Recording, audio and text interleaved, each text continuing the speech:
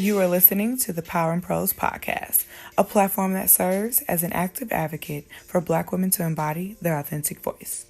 Power and Prose is a space of healing and an invitation to profess the power you possess. Come along on the journey and let's get into the show. What's up, cool kids? You are tuned in to another episode of the Power and Prose podcast. Your girl is feeling good this week. I had a great therapy session last week, and I just love those moments of like, okay, I'm on the right path, or I'm starting to get a light bulb is turning on, child. And you be needing those moments because sometimes we wake up and you don't have a sign or you don't know what the next step is. And you just have to keep walking. And last week, I figured out some of my walking is making sense. So I'm feeling really good after that. And if you're watching your girl on YouTube, then you know that I cut my hair. I've had short hair for the past 2 years, but I've had like a mushroom cut. Then I grew it out. I had a little bob, but I've been relaxed for the past 2 years. I guess more than that, like 3. And so I want to play with color a little bit. As y'all can see, it's a little brown and I'm back natural. And so that has me feeling good. Takes a little getting used to. I just had them braids, honey. I've been trying things with my hair, and playing with color really feels good this time around because it is new. It's just something new and fresh and funky, and it fits me, you know? I can't wait till my hair grows out, to be clear, but this short hair does fit me, and so I'm feeling pretty good in the hood with that. But I wanted to come on this week and talk about how to run with endurance. Like I said, I've been trying to figure that out. Like, yo, what the freak am I doing? And how long am I going to have to do it? Like, that is really the posture that I have, right? And I'm asking God, like, yo, what are you doing? And how long is it going to take before I see what you told me I was going to see? Like, where is the miracle at? And so what I'm learning is that I'm figuring out how to run with endurance right now in this season, in this moment. That's what I'm figuring out. And the steps are really simple, but if we don't remember what the steps are, it seems like we are just wandering. And we see so many examples of that in the Bible of people just, they walk in and they forget what the mission is. And once you forget what you're walking for, who is setting the pace of your walk, you start to do anything. You allow anybody to tell you what's tea. You go to any town, you start fooling with any type of people, and it really just sets you up for demise because you forgot what the initial mission was, and that everything that you encounter is in line with the outcome of that mission, which is ultimately good according to Romans, honey. So I want to dive into that. But of course, as always, we're going to get into the prose prompts of the week and then we'll get into it. Well, the prose prompt this week is to write what you want the Lord to do, period. Write what you want God to do. I was reading in Mark 10 on Saturday, and in Mark 10, like I read the whole chapter, there are 2 different instances where we see Jesus, he's talking first to the disciples, and then later he's talking to a blind man. He asks both sets of people, what do you want me to do for you? He asks both of them, what do you want me to do for you? And when the disciples are asked, it was 2 disciples specifically, they walked up to him and they're like, yo, I want you to do this thing. And he responded to them, but he responded in a certain way because what they were asking, it was self-serving. It was trying to make them special disciples out of all the other disciples. And it really didn't take into account Jesus for real. It was using him for clout. It's like, oh, well, you the one, make me the 2, period, right? Where the blind man, Jesus asked him, what do you want me to do for you? And he was like, babe, I just want to see. Like, he had a humble spirit. He called on the Lord. He couldn't see, right? But he heard that Jesus was by and he kept calling out to him. And eventually Jesus invited him into his space and then asked, what do you want me to do for you? And the man had an answer, and the answer gave God glory. It gave Jesus permission to do something extraordinary in his life that could help the people that were around see that Jesus, this ain't no play. Like, this is the real deal. Like, I'm the savior, right? And so he asked either way, though, and he answered both of them. The answer was different. The answer was based on their heart posture, where they were at, but Jesus answered. And a lot of times we do not ask because we're worried about if we're going to get an answer at all, sometimes, if we being real. And other times we're scared of what the answer is. And even though the disciples that were asking, like, yo, make me the number two, I want to be as dope as you are, they were out of pocket. They weren't recognizing that Jesus is on a different wavelength than them. They weren't being humble in the fact that they make mistakes and the fact that their humanity, right? They ignored all of that. But even in knowing that, Jesus answered them. He didn't play them, he didn't shake them to the left. He met them where they were at. And with the blind man, he did the same thing. And so, where we are right now, what we're looking for, what we're hoping for, with the attitude that we have, maybe the full of grace that we have, and we're like, I should just sit in my grace and not ask for anything else. Jesus responds when we ask. And that's why he tells us to ask, because he's like, I got you. What you need? I got you. What do you want me to do for you? And what I don't want to happen, and what I'm trying to make sure doesn't happen in every sphere of my life, is just asking me, and I'm like, well, nah, I want to answer. Like, if you're going to come through, if you're on my street, you're on my block, I want to have an answer exactly, like pinpoint. Like, okay, well, if you do this here and you do this here, now we cooking, you know?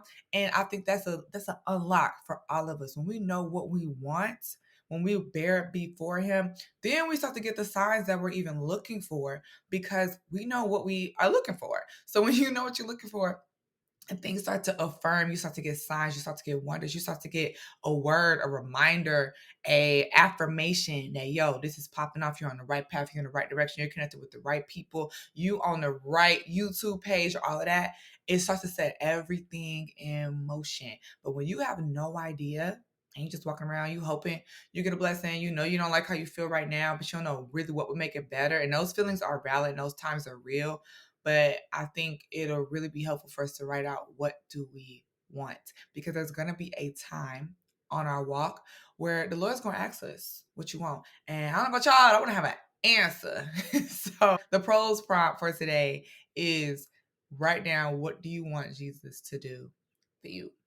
Okay, so when it comes to running your race with endurance, the first thing that we have to do is know what you're running.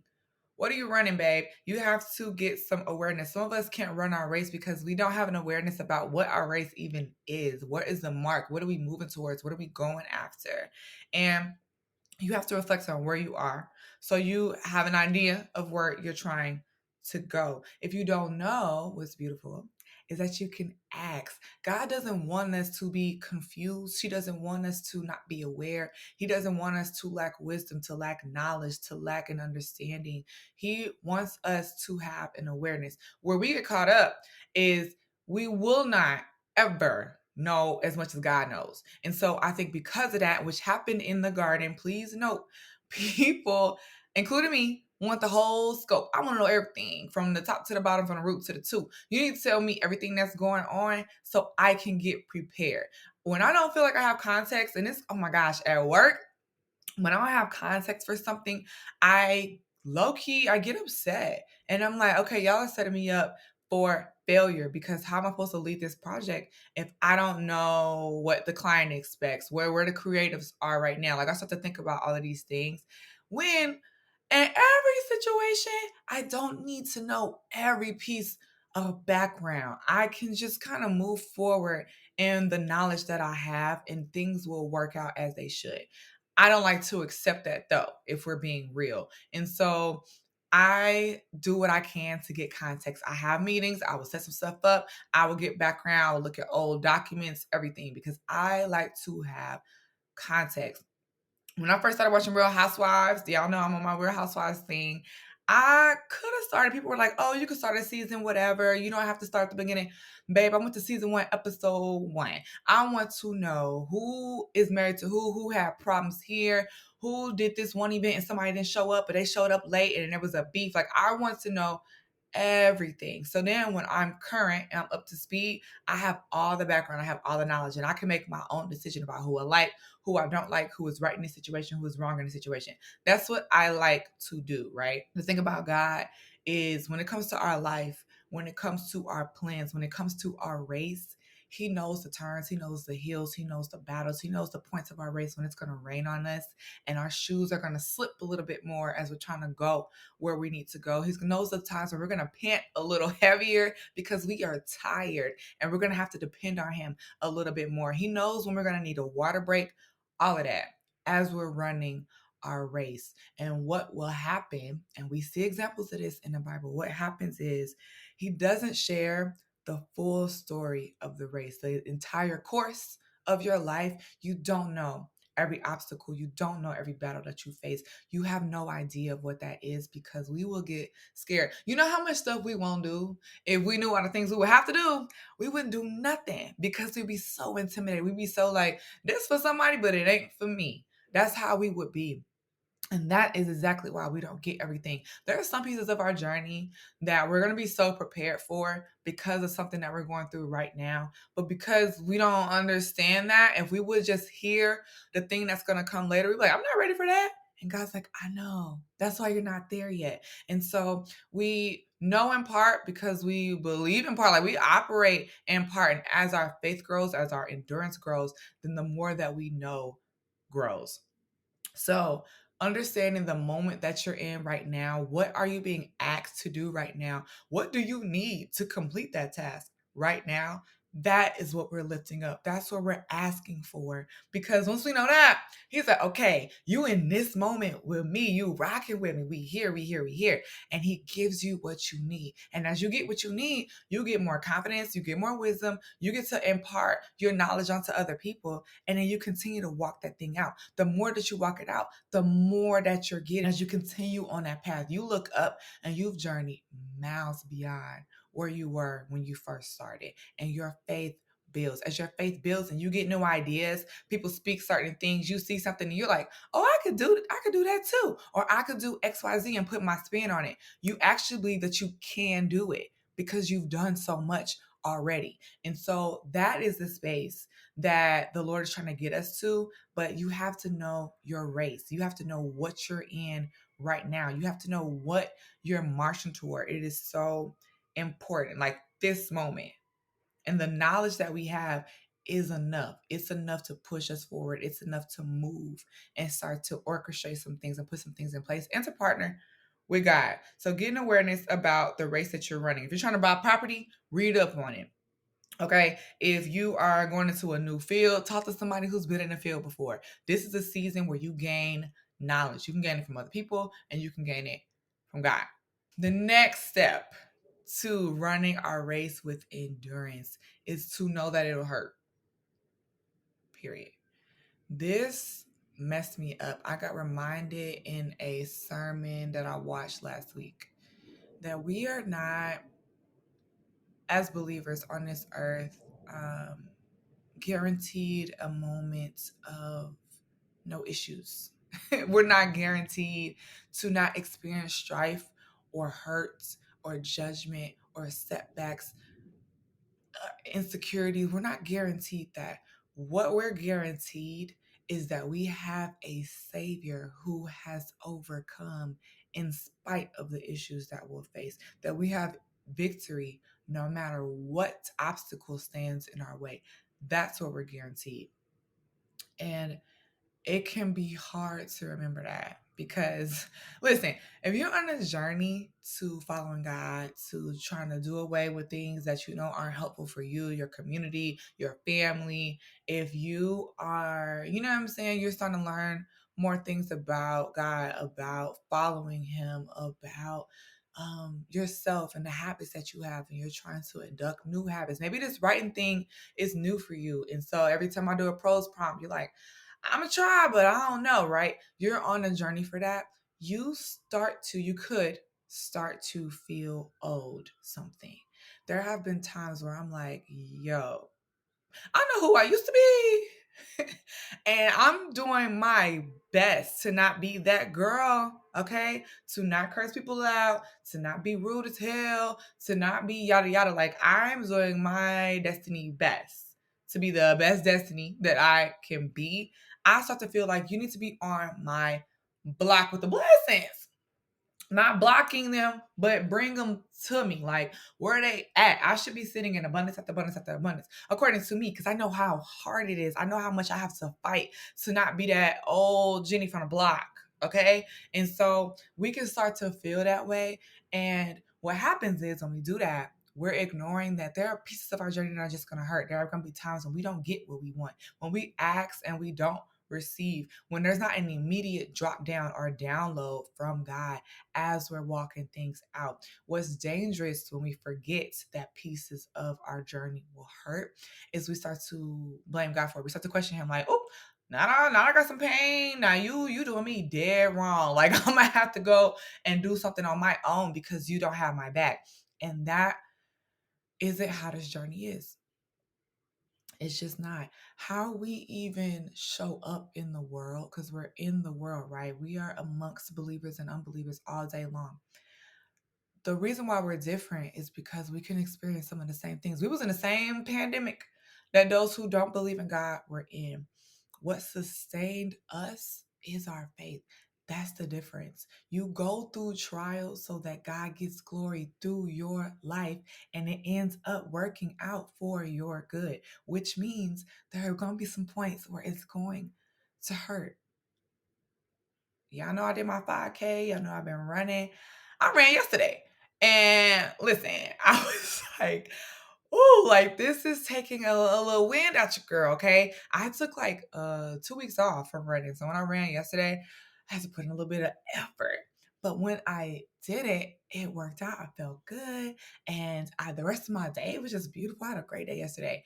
But I had to psych myself up in that moment. Like, before I started, I was putting on my shoes, I was leaving my house, and I was like, this might hurt.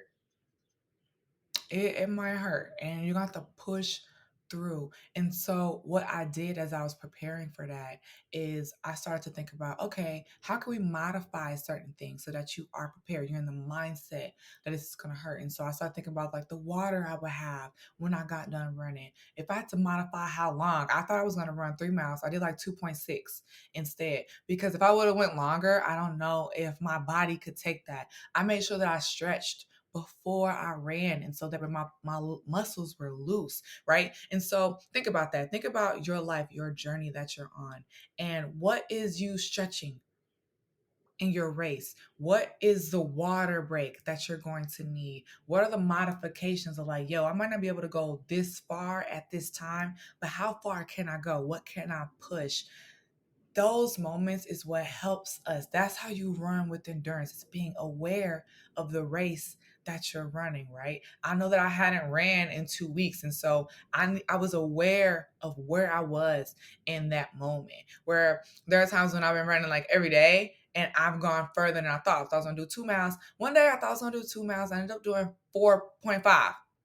What? That's double what I thought. But I was in a different moment. If I would have expected 4.5 yesterday, please, like it just wouldn't have happened because I wasn't there in that moment. And so when we know where we are, it helps us to know not only, yo, it'll hurt, but what will hurt? How can I move through and roll with that to get to the next thing? Okay. And what we do sometimes when we have that awareness, because some of us ain't ignorant to the fact that it's gonna hurt. There are gonna be some things that happen to us that are just less than pleasurable. And what we do is sometimes we stay in planning mode because we don't have a foolproof plan of how to avoid problems. And so since we can't figure out how to avoid issues, how to avoid hurt, we isolate ourselves. We don't talk to people. We don't go for our goals because I don't want to experience me making a post and it don't get hella views or hella new followers, right? And what happens is we just avoid things in our life. We don't go after things. We don't get new challenges. We don't meet new people. And it doesn't require faith to do that.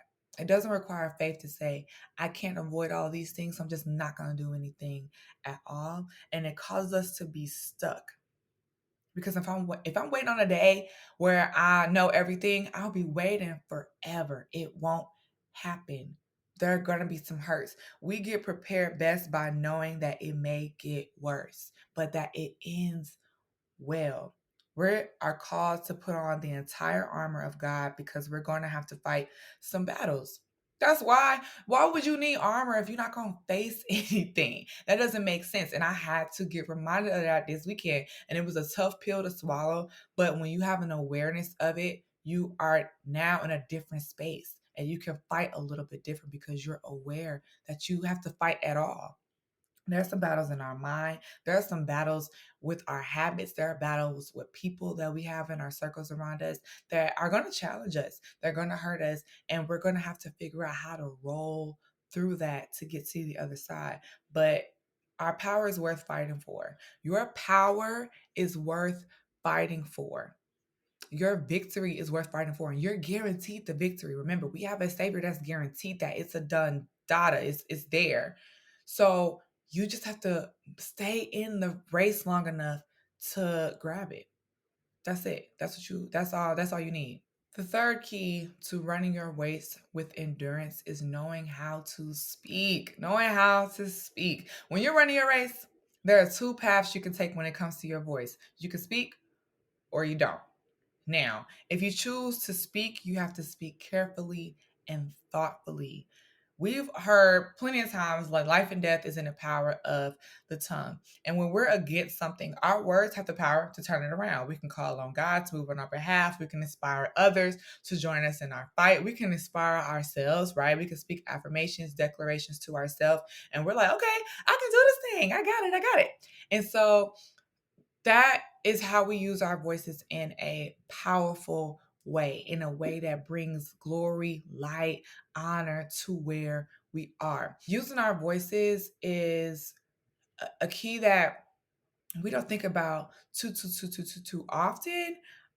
We just be speaking sometimes. And so I'm calling us to speak from a place that honors where we're at and that helps us get where we're trying to go. And so we have to be thoughtful and careful because all of us have patterns, okay, of how we speak. And sometimes it just comes out.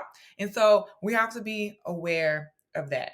But let's be honest, we can feel intimidated. Sometimes we can be fearful and we can just be really just tired and we begin to complain. In these cases, we may choose not to speak.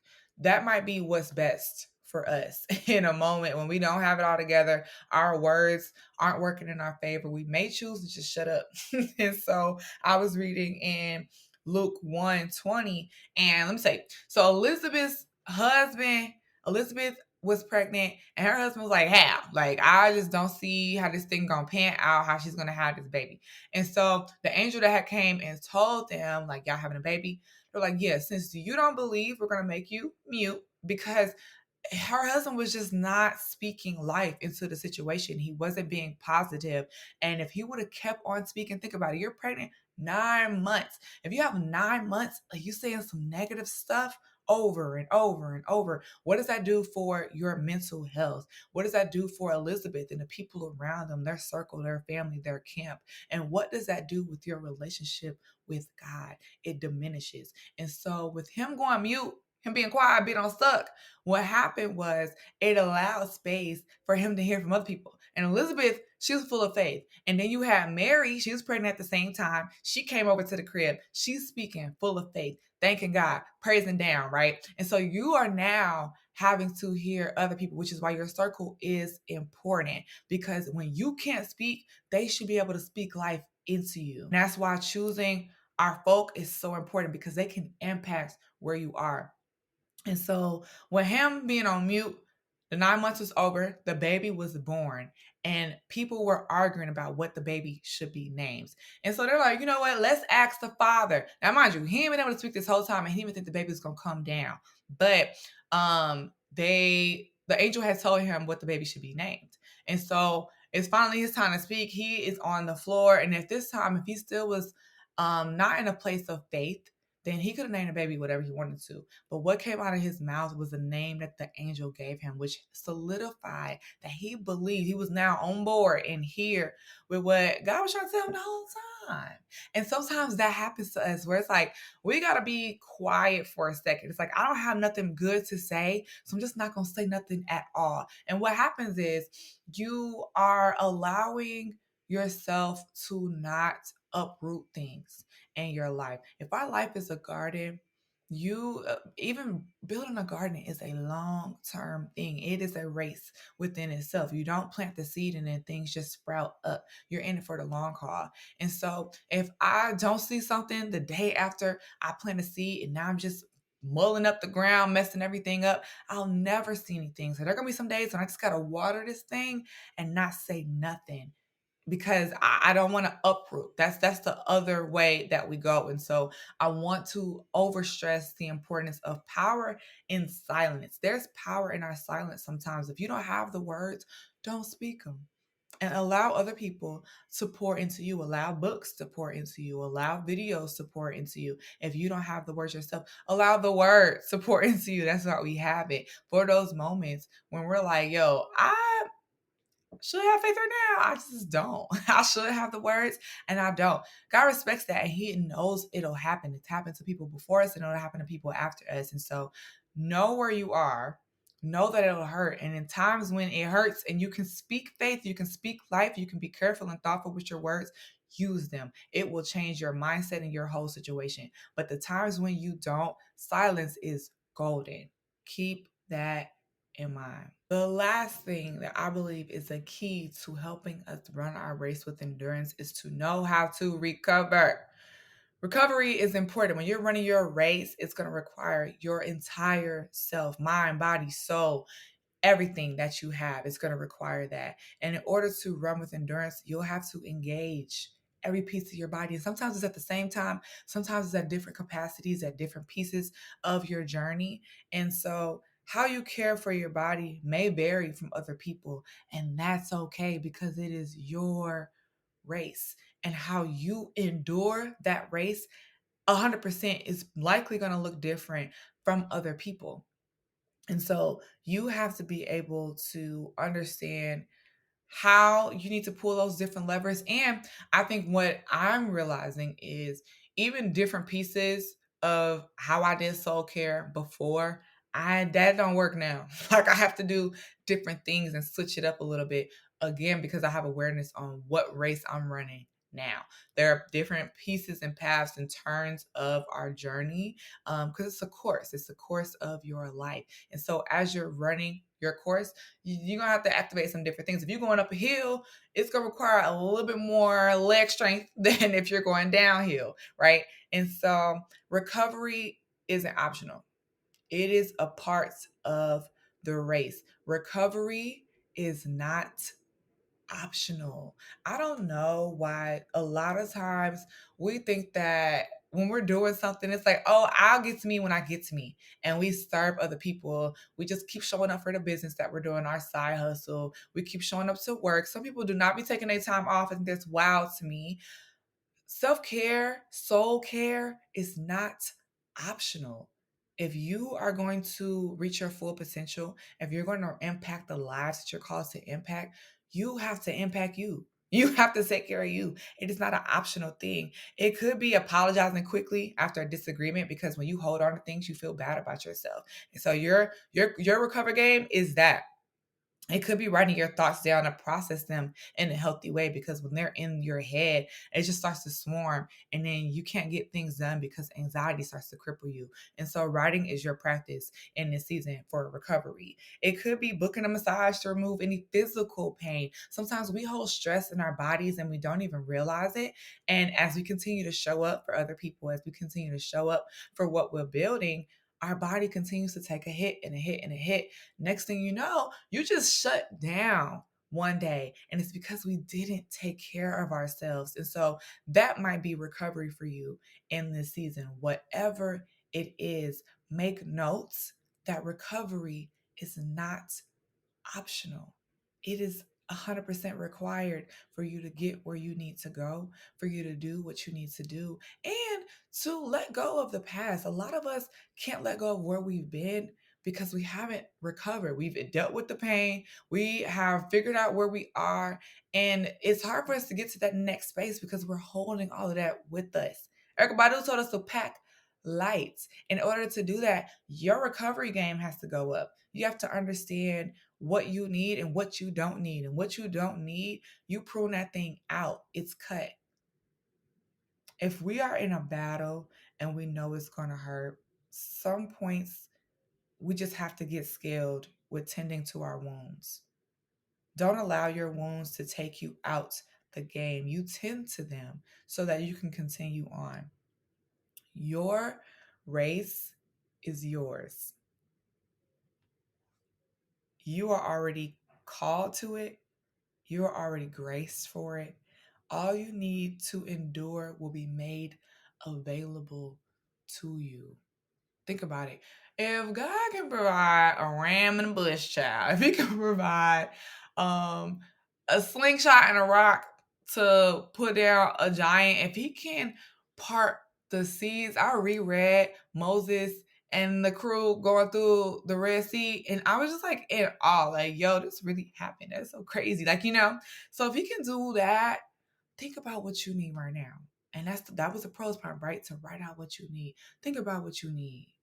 It's gonna be provided for you. Again, God don't just play with our lives. We're not Sims and He's just having fun, just clicking around doing whatever.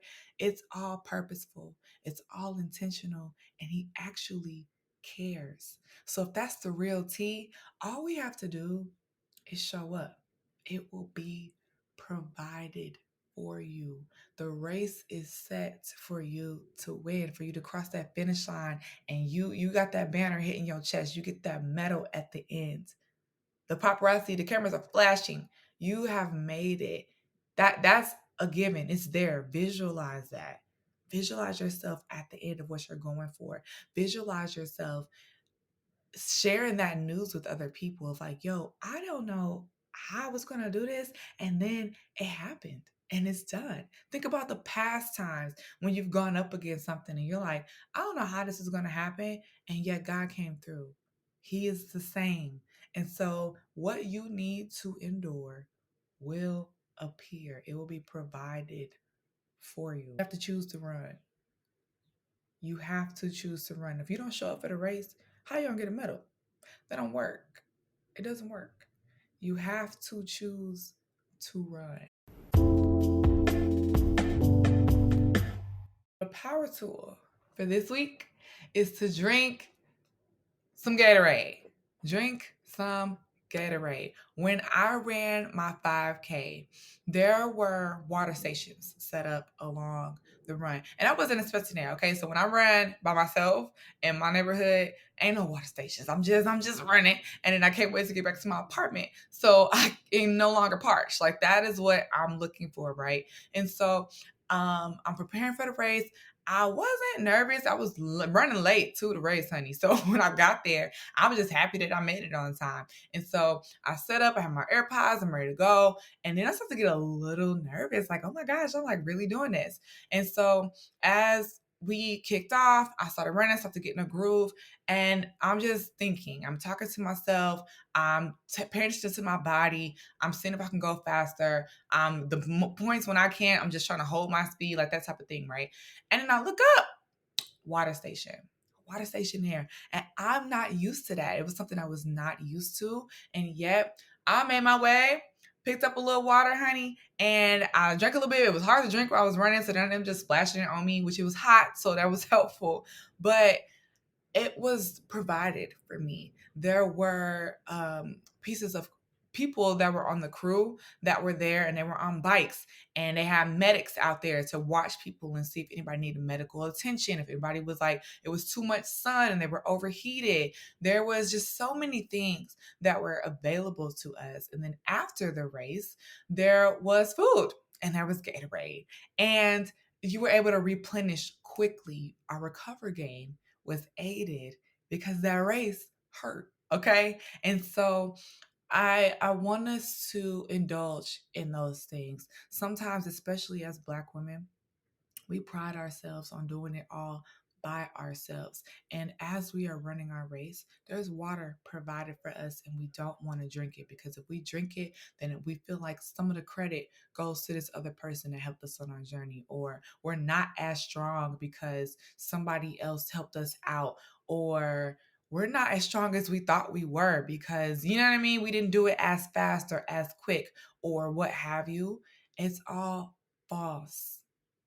Drink the Gatorade. If something is made available to you to help you on your journey, indulge in it. Don't let it pass you by. It's all provided. And a lot of times we're praying for something, and then when it arrives, we cast it out because we take too much pride in doing it all alone. If we're going to run our race with endurance, if we're going to be who we're called to be, if we're going to show up for other people the way that they need us in our unique way, we are going to need help. And there is no shame, there is no harm in receiving help, especially when it is divine.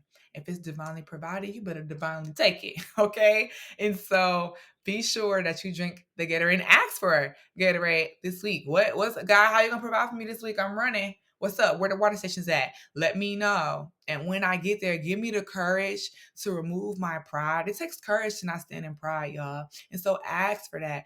God, I need the courage to not be prideful this week and to accept the help, to ask for help, to tell somebody what on my journey has me kind of tripped up and see if they can give me some advice, if they've done this before. That way, that self-made stuff, you made an image of God. So just let God help you out with your image. Like, you know what I mean? That whole self-made thing be tripping us up a lot of times, and when we want to realize it, but that's true. Hope this helped y'all. Okay. Again, we are halfway through the year, but there is so much left that we can do. And so, as you're going about your week, be sure that you kick it with the cool kids at Power and Prose. You can follow us on Instagram at Power and Prose Podcast. And you can also sign up for our Prose and Praise pages newsletter, where I share a mini devotional, some tidbits about the week. And then, of course, if there are any helpful tools and assets that I can share with you guys, I'll drop links in there as well. So be sure that you sign up. And next week, we'll be having our monthly prayer calls. So they are back. We took a time off with June, but we're back at it. And so next week we will be waking up at 7 a.m. Eastern and praying together. There will be a Zoom link shared via the newsletter. And so if you haven't signed up for that and you want to be a part, be sure that you sign up. And then we also have it in our bio on Instagram. So you can get the tea there, or if you want to share it with a friend, that's the easy way to do it without them having to sign up, even though we would love them to. And it's really just a time to bear it all. You come with like-minded believers. We all come through. We share our tea. You can drop it in the chat. You can just listen in if you want to. And we just have a moment of transparency. And then we typically do a Bible plan together as well. And so starting next week on the 18th, if you want to get into that, be sure that you plug in. I love you guys. As always, remember to profess your power, and there's power in prose. Bye.